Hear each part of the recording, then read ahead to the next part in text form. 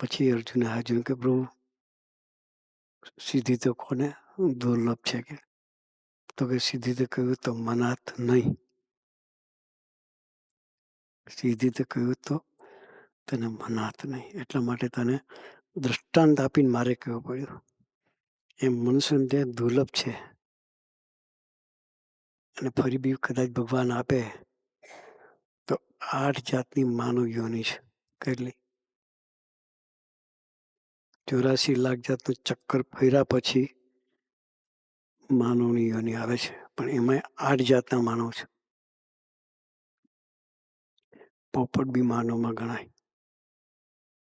વાંદરું બી માનવમાં ગણાય. ખિસકોલી માનવમાં ગણાય. એવા 8 છે. એમાં વચ્ચે આવી ગયા ને તો ફરી 84નું ચક્કર ઊભું. એટલે મનુષ્યનો દેહ સીધી રીતે મળતો નથી. એ આપણને ભગવાને આપ્યો છે. એટલે એની દુર્લભતા સમજવાની. એટલે આપણી એક સેકન્ડની કિંમત અબજો રૂપિયાની છે.